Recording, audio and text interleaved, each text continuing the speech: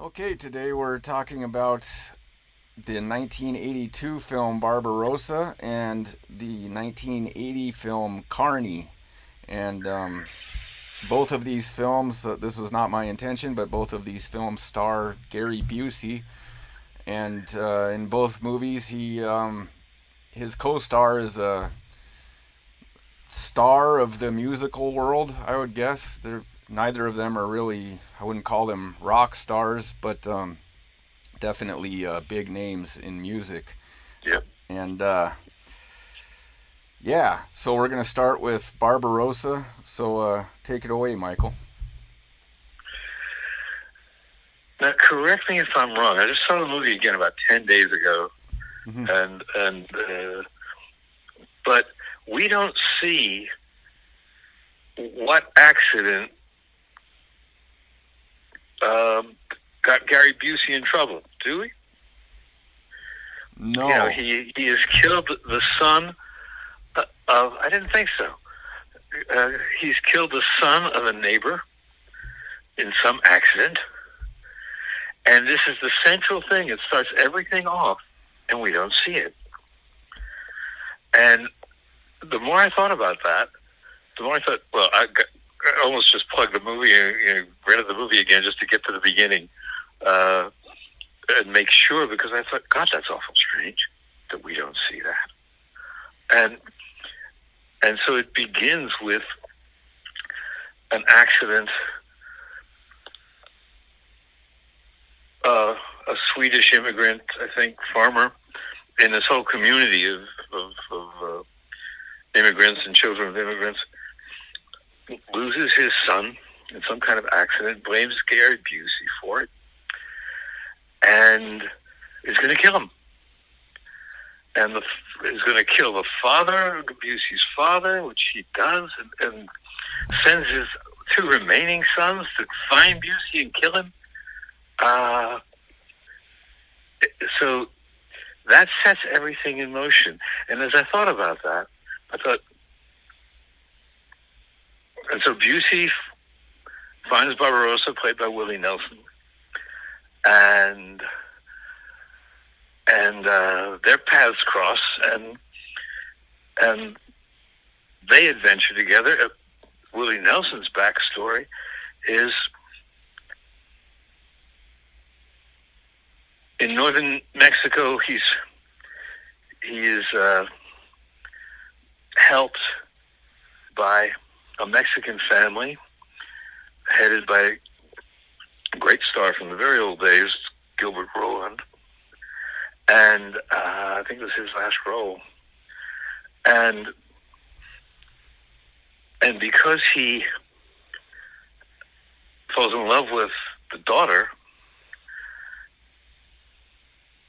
Gilbert Roland invents this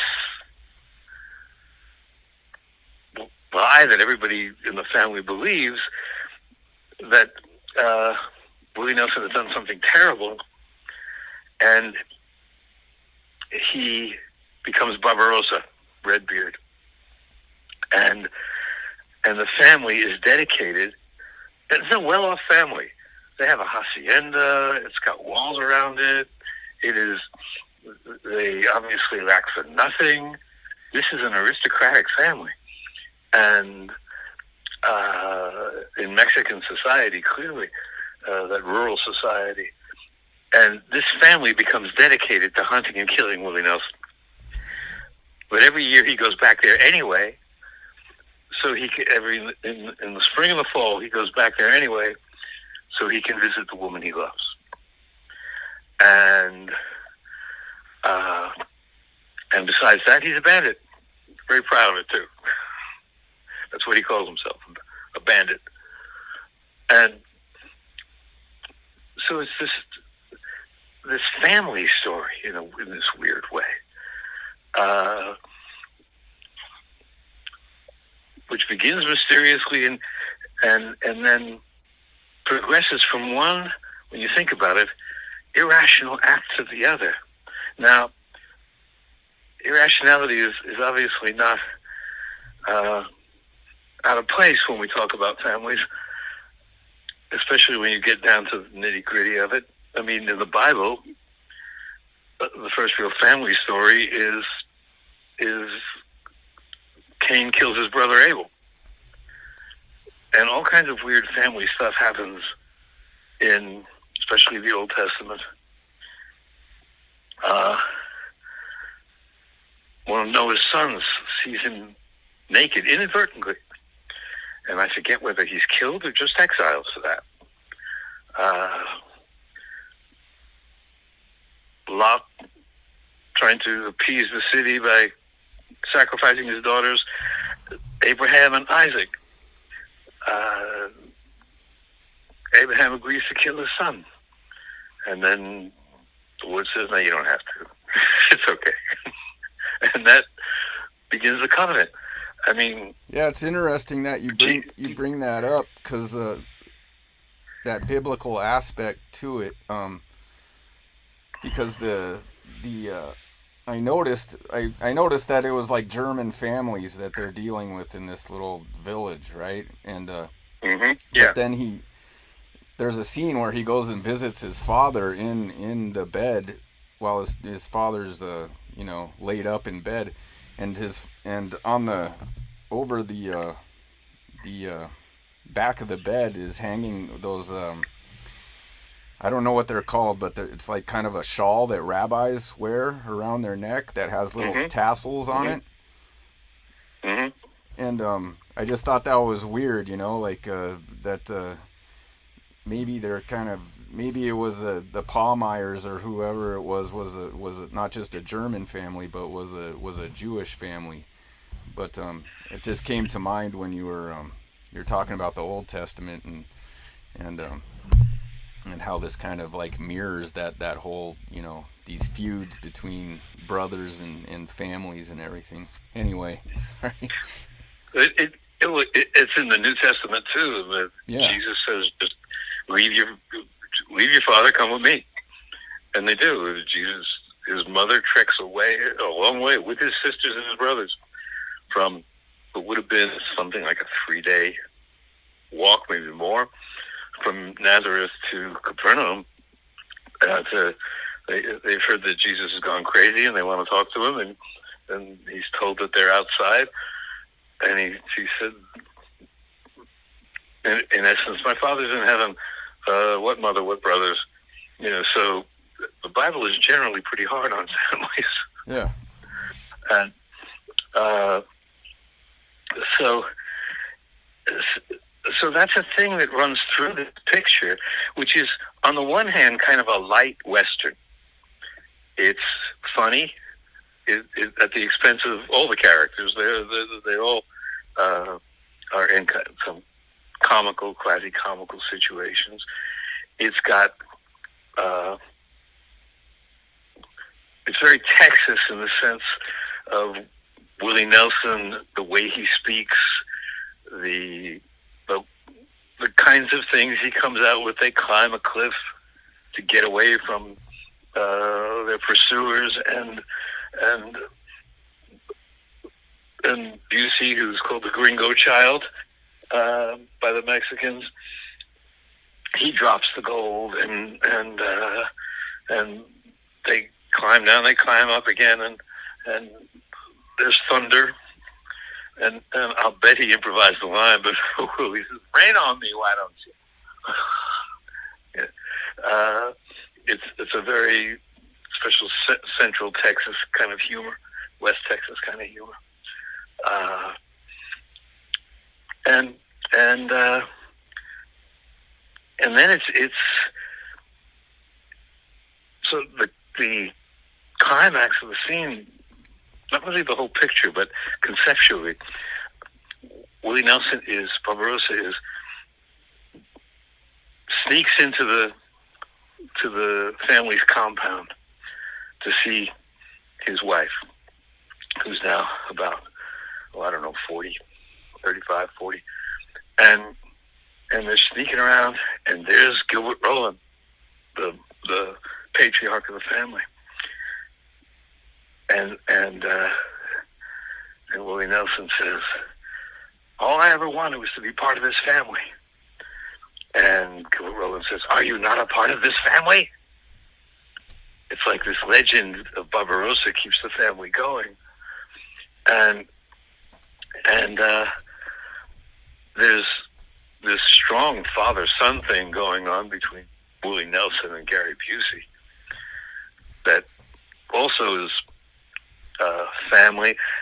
Gary Busey goes home to see his father, as you said, and there's the sister who's just broken. So you get the brother-sister thing. It's family beginning to end. And it's a haunting picture that way. I mean, it really grabs you. I haven't seen it in a long time. The photography is very good. Everybody's making the same movie. It's something I always look for, is everybody making the same movie here? Because in a lot of run-of-the-mill pictures, they're not. But everybody is tuned into the same wavelength, so to speak. What made you think of it? Like what made me think of of talking about this movie? Yeah. Oh, I don't know. It just came to mind as a movie that we both enjoyed, and I hadn't seen it in a long time. And a couple of months ago, I was planning to watch it, and I just watched like the first. I was only able to watch the first, like the intro of it, and I found it says Grade Productions, and at the time I was doing this whole thing on the golden age of British television, and Lou Grade was a guy who started ITC Television, which was right. a really groundbreaking TV station that had like The Prisoner and a bunch of other good shows. But then he started producing films later on in the 70s. He actually produced On Golden Pond, a couple of other movies, but I'm kind of fascinated by this guy Lou Grade and his brother. His brother ended up being the CEO of EMI, and they're from the Ukraine. They had immigrated from the Ukraine early in this century or whatever. But I found that interesting that ITC made this movie, and then I looked into it, and pretty much the whole crew is Australian. Fred Schapisi is the director, and he's directed a few good movies too. He directed Russia House and in a mini series called Empire Falls that was really good. That was on HBO, but so the cinematographer was from Australia too, and that was something that I really liked about this movie was the really the real connection that you get with the land in the film, and the lighting of the land, and the way that they pay attention, that like in the opening there's this whole montage where they kind of speed up the film and show the light going over the land and the clouds going over the land, and I don't think I've ever seen the West filmed like that, or at least that area, that kind of southern Texas area, filmed that well. And I think you probably recognize that. Did you think it was pretty evocative of how that area really is? And oh yeah, yeah, it is beautifully done. Yeah, the land becomes a character to the point where, when toward the end, when Willie Nelson has gone from South Texas up into the hill country, which is a lot greener, and he's looking around, and he tells his horse, "We don't belong here," and what am I doing here? We don't belong here, and because the desert is Barbarossa's country, the wild land, and that's where he sustains his wound, in that forest. A forest for the West. You know, if you've really been in a forest back east, right, then that's a different kind of thing. But but he's gone from a place that has almost no trees, uh, just some cottonwoods and arroyos and stuff, to a place that you can actually do agriculture in, uh, and and he's uncomfortable in it. But the question you asked, the land, like I said, becomes a character. Right. These are people, and also these are people who have chosen this to pioneer and live in this really vast space that you're crossing with horses and wagons, and you get the sense, you definitely get the sense of these people are their own law. There really isn't any, there's no such thing as a sheriff in this movie. These towns aren't that developed yet. There are these little towns and kind of not really towns even, hamlets, crossroads, and in the middle of this vast space, dotted across this vast space, and you get the Whitman-esque sense of here what's that line? Here a great personal deed has room, on Song of the Open Road. Although you don't see great personal deeds, you see people just struggling. There's a lyricism to this picture that I have never been able to get my head around quite. It's almost, I think because of all the family involvement and undertones, it's almost like a fairy tale. That quasi-mythic quality of fathers and sons, brothers, sisters, passing on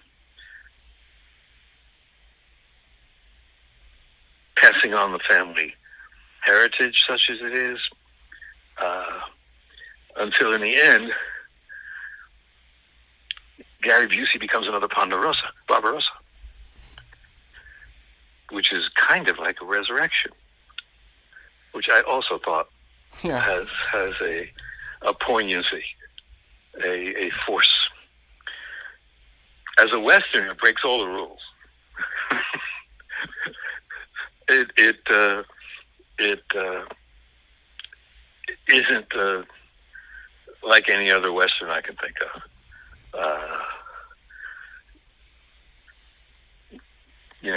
The ending with Gary Busey does become the next Barbarosa is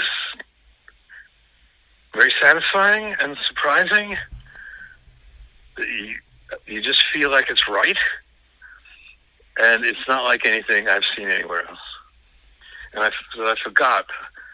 I'm very glad you brought the movie back to my attention, because I forgot how good it was, how lovely it is visually, but also that it really is original. Bill Whitloff, the writer, he wrote the screenplay for Lonesome Dove. Yeah. But his own writing, I was never much impressed with. But this is a very original story. In Texas, Bill Whitloff is or was well known, and but I never much, like I say, went for it. But this is an original piece of work, and that's not what you automatically think of when you think of Western. Yeah, your whole you opening up that biblical door on it, I didn't even think of that, and it definitely gets into a lot of stuff about vengeance and Mm-hmm. and and conflict between families and who's really a bad guy. Like is Barbarossa Mm-hmm. a bad guy, or is he because there's this whole story about them cutting his ears off at the wedding, and that's why he has this feud with the family. But there's this whole thing about would the family be as successful as they are if this guy wasn't raising his sons to go out and kill Barbarossa, right? Like, this is, you know what I mean? Like, it's kind of like this, Yes, yes. this challenge for the family that has somehow like um, created a progression or like a strength in the family that has turned into this kind of wealth, and at the end, they're supposed to be like celebrating the death of Barbarossa, but it's actually really they're almost like solemn and sad about it. You know, like this has been the whole point the whole time. And then when at the very end, when Gary Busey, you know, is acting as Barbarossa, it's almost as if they're kind of like celebrating that there's a new Barbarossa, you know, that they can. Yes, no, it definitely. Yeah. Like, They're yelling Barbarossa! Barbarossa, Barbarossa, Barbarossa. Yeah. Yeah. But And there's that great. I'm sorry. Go. No, go ahead. There's that great bit with Barbarossa and his wife and his daughter. But when Barbarossa and his wife are alone, and she wants him to come more often, and he says, "I come in the fall, I come in the spring, I come when I can." And she says, "You love it. Don't say you don't." Yeah. That's the way he wants it. This crazy situation is actually underneath it all the way everybody wants it, even her, because she's happy to see him, but on their own terms. And you know, he gives her the money he robs. You know, she puts it in this little chest of hers. It's a lot of money. You know, it's almost like he's supporting the family. We don't know what she does with it. You know, he says it's for them to live on one day. She and he and their daughter, but that's obviously not what's going on. More irrationality of families. Yeah, there's a lot of nuance in the movie about morals and doing something that might seem wrong at the time, but then there's a good reason for doing it, and Gary Busey, you know, being apprehensive about being violent towards people and trying to be fair all the time, but then you have this other character that has a totally different view of it. And Barbarossa kills, like, the first guy he kills. He gives this little speech about what a wonderful family he came from, and what a, you know, a Right. strong guy he was, and everything. You know, it's just all these subtle paradoxes, and yeah, it's interesting, and they both kind of learn from each other, and Gary Busey is really good in it. And you really see him growing and kind of learning from these different experiences, and he's a great comic foil too. It's a funny movie. Yeah. There's a lot of really funny parts. Movie, yeah. it's a very witty film. But yeah, I thought Gary Busey gave a pretty good performance in it, just as good as Willie Nelson, I think. Yeah. And they played off each other real well. Yeah, and you could really buy both of them as being those characters. Yes. And being from that area. But yeah, Bill Whitliff is an interesting guy. He wrote Raggedy Man too. Do you remember that movie? I didn't know that. Yeah, that was a movie too that my mother and I liked that movie a lot, and she probably took me to see that movie like 3 times, and I had totally forgotten about it until I started looking at Bill Whitliff. But yeah, it was a Sissy Spacek, and she's living in like a kind of rundown Texas town in the 1940s, and she's a single mother, and yeah, it's a good one that I'll have to watch again sometime. But yeah, he also wrote The Perfect Storm, which I thought was a really good movie too. Did you ever see that? The one with George Clooney?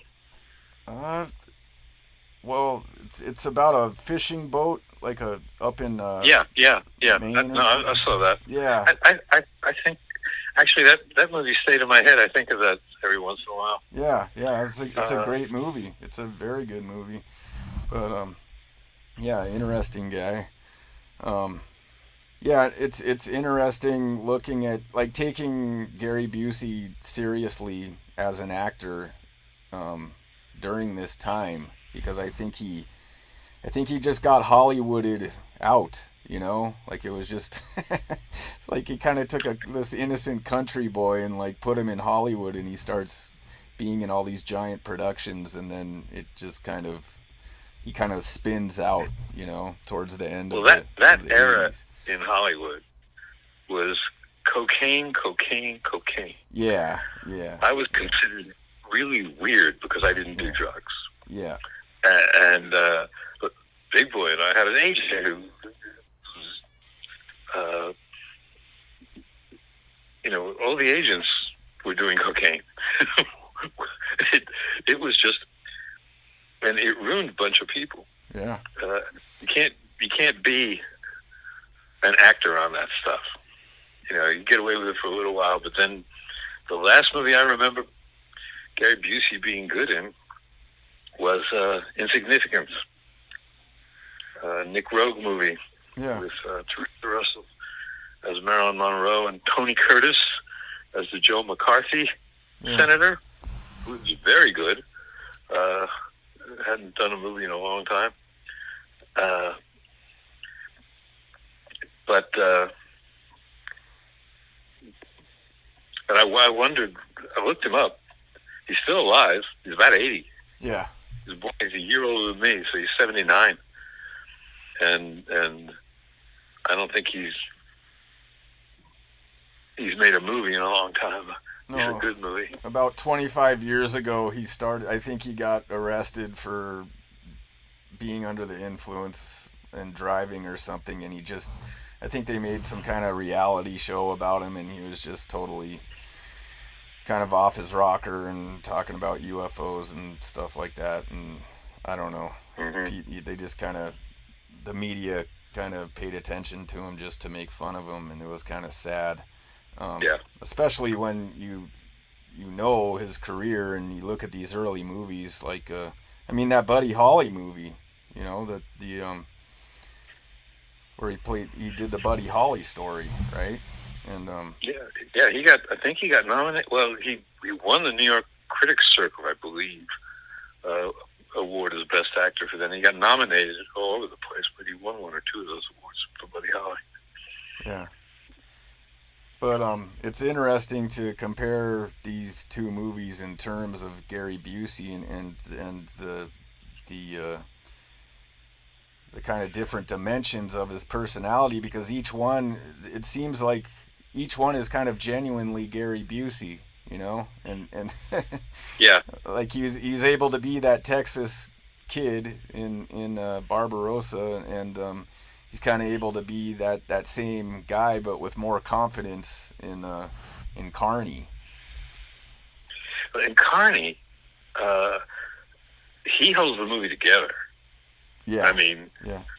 He has a difficult role because it's hard to. He plays that the guy who throws insults and Right. gets these people to throw baseballs that hit something that dumps him in the water. And there's a name for that guy. There's a Carney name for that guy, and I can't for that kind of guy, and I can't remember it. But it's a very hard role. He's talking all the time, and he's very sharp, and and stuck in his character. He's playing a character who's stuck in his character. I thought he did a really good job with that. But I think that movie is a different kind of family. The Carny people presented, and in my not much experience with them, the jobs with what I've seen, that they don't belong anywhere but in Carnival. They're the sideshow. They go from place to place. People like that they've come to town, and then people like to see them leave.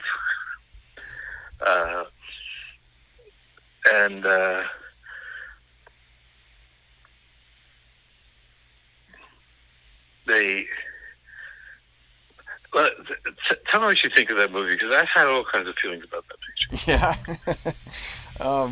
I like it a lot. I liked it a lot when I was a kid, and the way I remembered it was as just kind of a, I don't know, I guess kind of an exploitation movie or something. But I remembered enjoying it.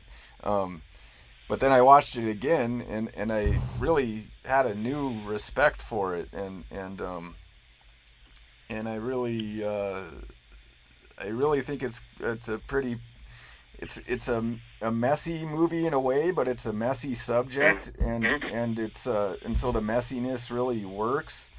And Robbie Robertson, I guess, came up with the story with a couple of other people, and I see a lot of Robbie Robertson in it, and I see a lot. Robbie Robertson was his stepfather was a big gangster in Toronto, and I'm not surprised. Kind of raised him. His mother was a really beautiful native woman, and she got kind of mixed up with this. I think he was a Jewish guy in Toronto, and I think the guy ended up getting shot in the street or something like that. But that whole first scene where he's walking down the what do you call it in the carnival, the main drag of the carnival, I can't remember, but the midway, right? He's walking down the midway, and he's like doing all the hand signals with the guys and picking up the payoff from all these different guys, and that was he did that very genuinely, and that character yes. that he plays, Patch, is he plays that character very genuinely, that kind of guy very genuinely, and I think he is underacting, and it's kind of on the edge of saying, Robbie Robertson probably isn't that good of an actor. He's a musician or something, but it works for that character, like the subdued quality of the character. So I think he really. Yeah, if you see Robbie Robertson interviewed in The Last Waltz. Yeah. That Scorsese did of the band's last concert. He's very much that guy. Yeah, but he's not a dark guy, like he's not dark, but he's streetwise, in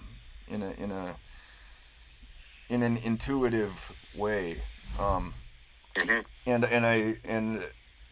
I really liked the relationship between him and Gary Busey, especially that scene where they're just sitting at the table in the morning, and you can tell they've been drinking all night, and they really played that scene really well. I don't know if I've ever seen that situation expressed in a movie so genuinely. That kind of, How would you characterize that situation? Just you and your buddy drinking all night, and getting a rhythm with each other, and being comfortable with each other, and yeah, I don't know. I don't think I've ever really seen that before, and having not having to state things outright, but just through body language, and and your own little language that you use, and just kind of encapsulating that in that scene, and I mean, I'm sure the set of Yeah. this movie was a real good time, like it looks like everybody had a real good time. But somebody who I think wasn't having a good time was Jodie Foster. Really, you think so? Jodie Foster's a really good actress. Yep. And she hangs back in this.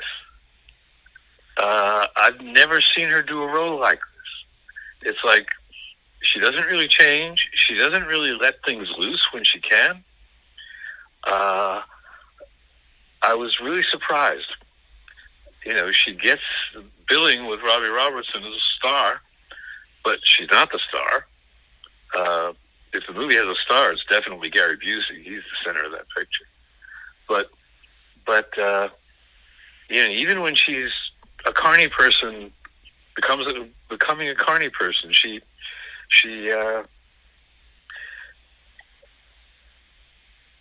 I had the sense that she didn't like being there. Maybe it's just me, but I had the sense that she didn't like being there. Yeah, this kind of opens up a whole other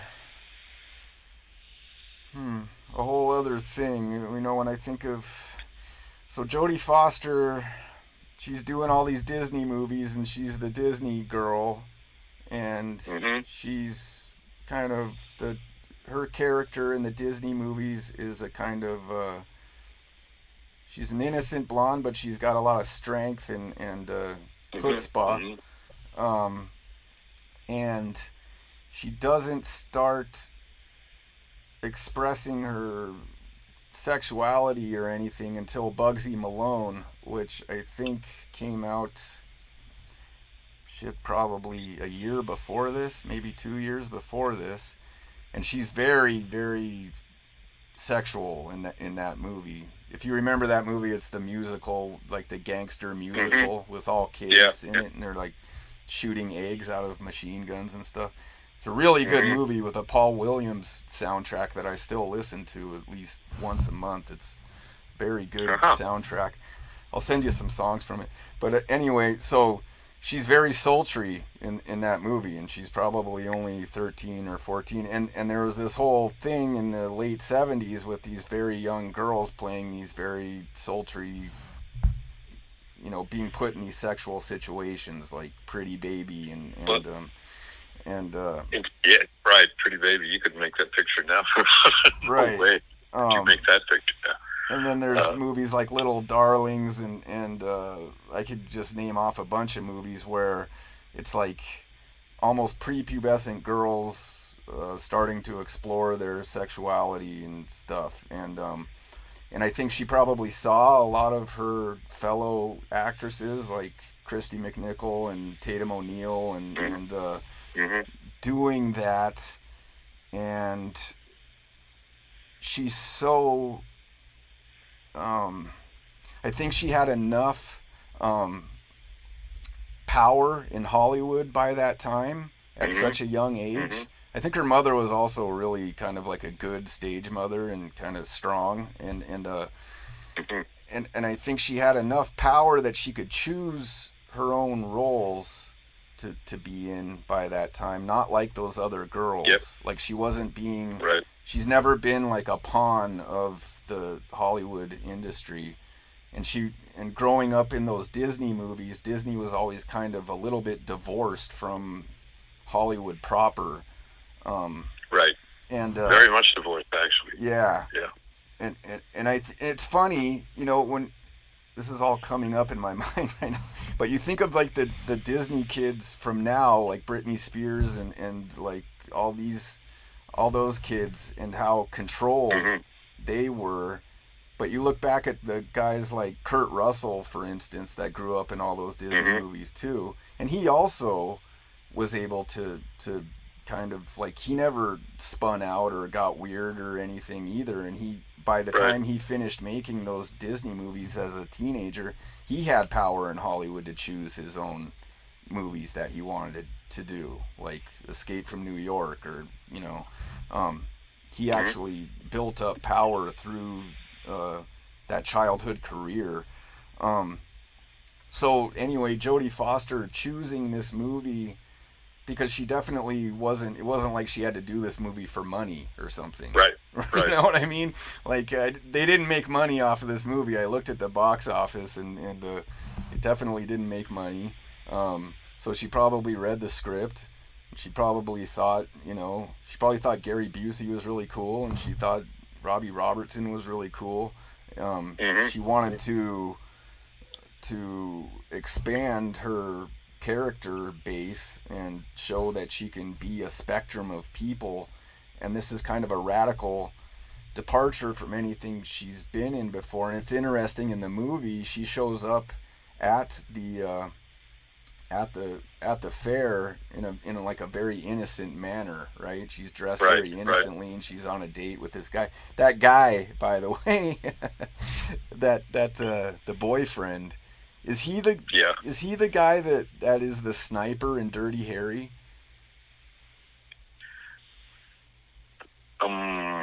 He might be. He might be the sniper in Dirty Harry. Because I remember you and me at a party. It was a canon party, and the guy that Hmm. played the sniper in Dirty Harry was there, and and you were telling me, like, at the party, like in another room, you were telling me, like, yeah, that guy got a typecast from that movie as the Hmm. as the sniper, and he wasn't able to work. I'm not even sure. I think it's the same guy, but he's also the main protagonist in Body Double. I don't know if you guys. Yes, that's where I've seen him. Yeah, yeah, which is I was another going, movie. what movie is he in? I'd like Yeah, to. Yeah, I'd like to talk about yeah, that movie sometime too, because I like that movie a lot. But he always plays the same guy, right? Like the kind of angry, off kilter guy, or hmm, anxious guy, and he plays that role in this movie really well. Like he always, I guess he is typecast, but he plays that role well. But anyway, so Jodie Foster is, she shows up kind of as that Disney girl to the fair, and and her progression to running away with the carnival um, right. is done pretty well. Like, it's done pretty realistically. There is kind of a jump Hmm. where all of a sudden she's in bed with Gary Busey, but but it but it's believable, and Hmm. that Hmm. whole kind of seduction that Gary Busey does is done very well, I thought, and But you got these real Carny people, yeah, yeah, and yeah, you have a bunch of them, and the camera lingers on that, and they have that little birthday party, whatever it is, and right, they're performing for each other, yeah. uh, and they give it camera time. The director, whose name has slipped my mind, Robert Kaler. it was. Uh, well, he seems to me from this movie, and I don't remember any of his others if he has I don't think he made others.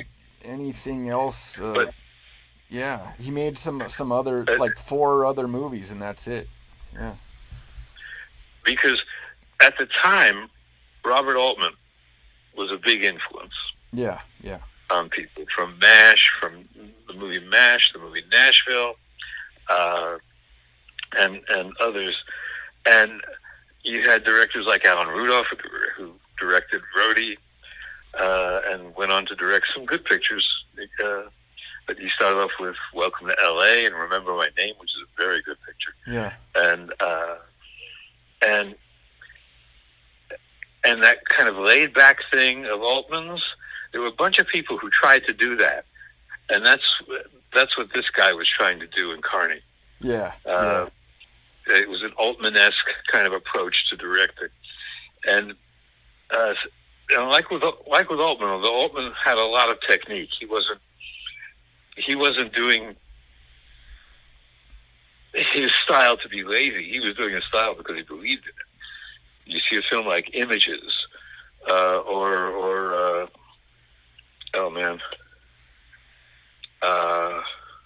what's the one with Julie Christie and Warren Beatty, the uh, Western?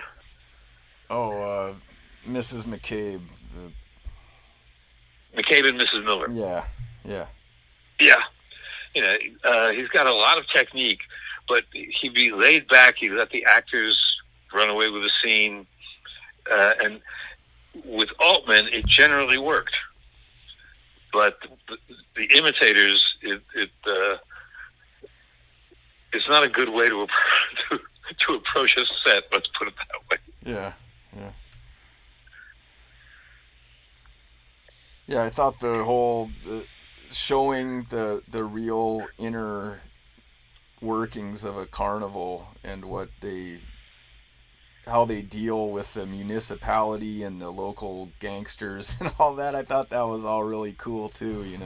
That whole part of it was really interesting. And that guy Kenneth McMillan, the guy who plays the head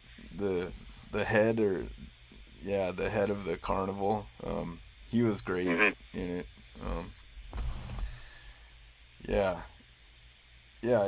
Overall, I really enjoyed this movie, and I thought it was pretty realistic. And the whole that whole conflict over the freak show and how the cop doesn't want them.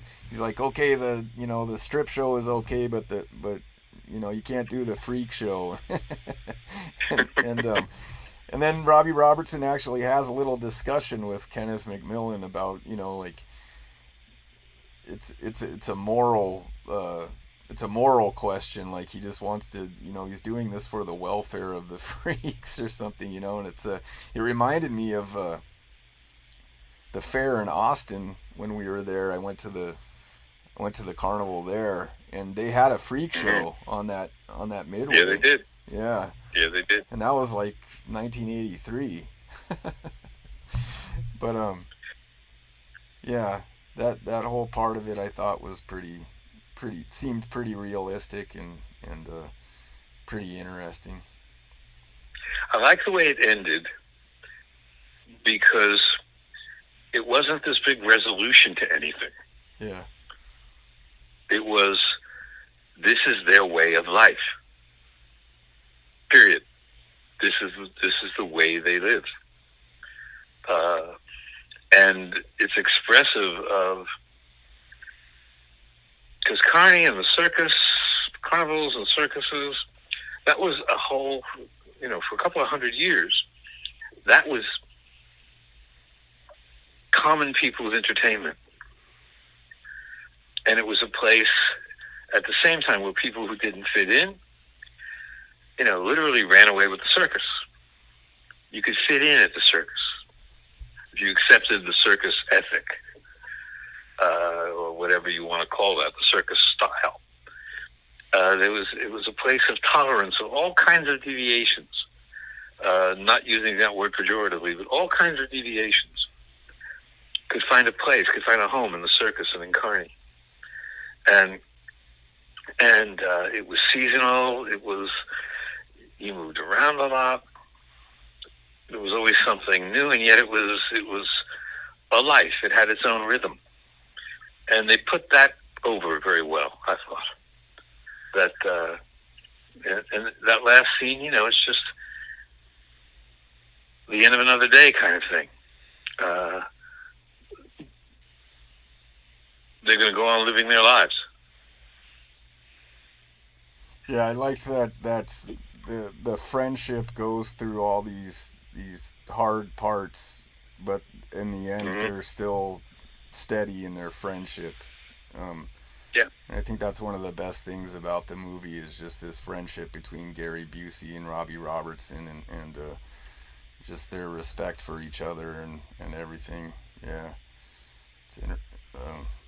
This time period in movies is really kind of fascinating to me, and it's becomes more and more fascinating. And there's a scene in this movie where Jodie Foster is she's working that little booth, and those two lesbians come up to her, and she starts like kind of working the two lesbians, and it's an interesting scene, and it's pretty well done.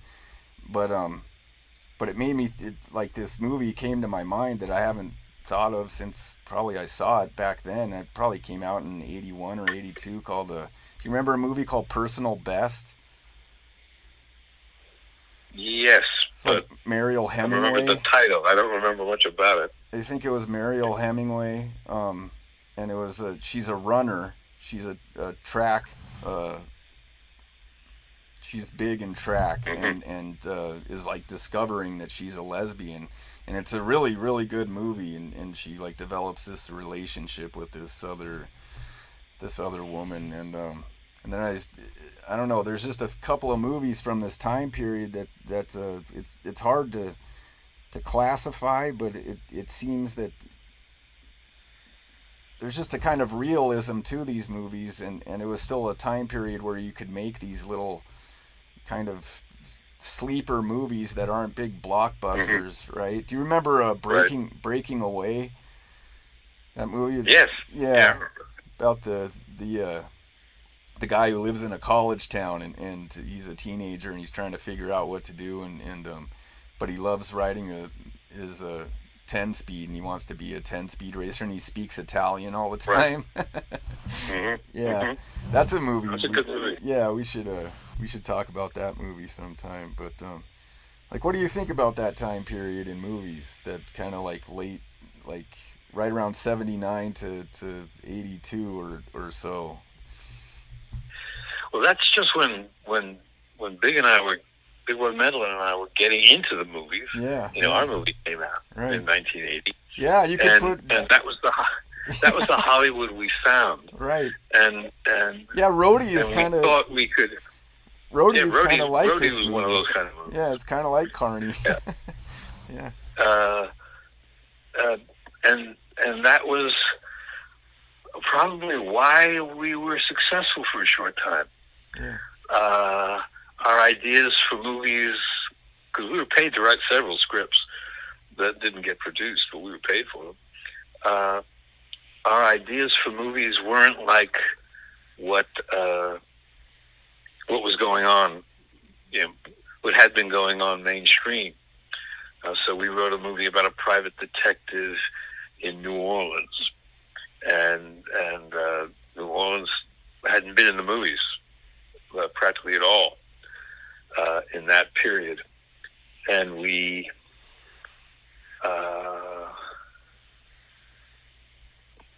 trying to think of another one of our pictures, but and we pitched ideas all around Hollywood and got some gigs, but Hollywood didn't know what it was about right then in the late 70s, early 80s. It hadn't the superhero thing hadn't really taken off yet.